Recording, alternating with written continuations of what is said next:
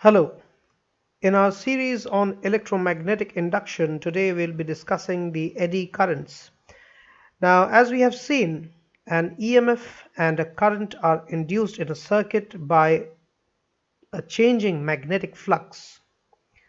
In the same manner, circular currents, which are called eddy currents, are induced in bulk pieces of metal moving through a magnetic field. Let's see an illustration for that. Now here we have allowed a flat copper or aluminium plate, basically a metallic plate, attached at one end of a rigid bar to swing back and forth through a magnetic field with the permanent magnets over there, the north and the south pole. As the plate enters the field, the changing magnetic flux induces an EMF in the plate, which in turn causes the free electrons in the plate to move, producing the swirling eddy currents. Now, according to Lenz's law, the direction of the eddy currents must oppose the change that causes them. And for this reason, the eddy currents must produce effective magnetic poles on the plate, which are repelled by the poles of the magnet. This gives rise to a repulsive force that opposes the motion of the plate.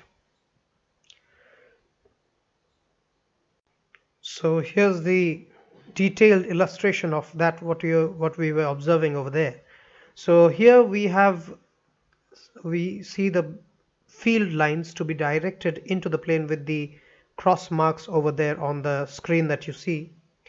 Now the induced eddy current across the plate will have to be in the counterclockwise sense. As the swinging plate enters into the field. That is let us take this position as 1. So from the position 1, as it is trying to enter into the field, the direction of the induced current as well as the induced EMF is counterclockwise. Now this is because the external magnetic flux, which is directed into the screen that you see, it is going through the plate, and that goes on increasing as the plate enters into that region. And hence, by Lenz's law, the induced current must provide a magnetic flux which is directed out of the screen. And in order that that happens, the direction of the field lines must be directed out of the screen, that is towards ourselves. And so by right hand rule we can see that if the current flows in the counterclockwise sense, then we'll have the magnetic field to be directed out, and thereby it will negate the magnetic field that is acting into the plane on your screen. The opposite is also true as the plate leaves the field, that is in the next position over here. If I were to consider the plate leaving the field over here, so as it tends to leave, then the current must be in the clockwise sense, because the induced eddy current always produces a magnetic field retarding the force when the plate enters or leaves, and the swinging plate eventually will come to rest. Now if slots are cut in the plate, that is, if we have the plate to be of this form, that is like this, we cut out a few slots over here in this form, then what happens is that the eddy currents and the corresponding retarding force are gently and greatly reduced. We can understand by realizing that these cuts in the plate prevent the formation of any large current loops, and as a result of that, because the current is reduced, because the current that can possibly be is only in those small areas or small loops that we get, or small sheets that are exposed like this. So this will be in this direction, this will be in this direction, not out of the not out of those points, but within that small region. They will tend to circulate in circles as they were circulating over here, but they here in the previous case they were getting the full surface of the plate, but here the surface has been reduced with those slots being cut out. So this is a way the eddy currents can be reduced, because the eddy currents cause unwanted heating in a given metallic substance owing to the heating effect of electric current. Now, however, this because the motion is reduced, this can be applied effectively in magnetic braking systems on the subways and rapid transit cars. Many of such arrangements, they take the eddy current, the help of eddy current, that is an electromagnet is attached to the train and is positioned near the steel rails. The braking action occurs when a large current is passed in through these electromagnets, because they act as electromagnets over there. And the relative motion of the magnet and the rails induce eddy current in the rails, and the direction of these currents produces a drag force on the moving train. The loss in mechanical energy of the train is transformed to the internal energy in the rails and the wheels.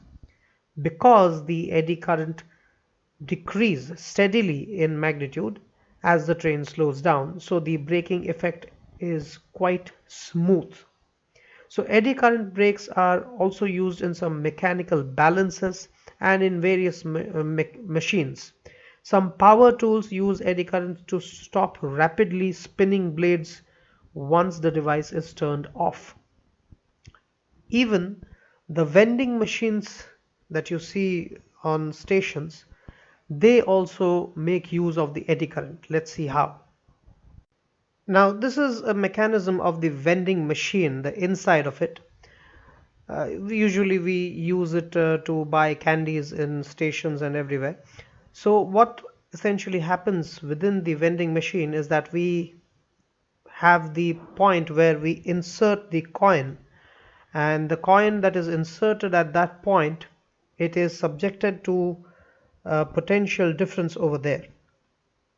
Now this checks the electrical resistance of the material of the coin.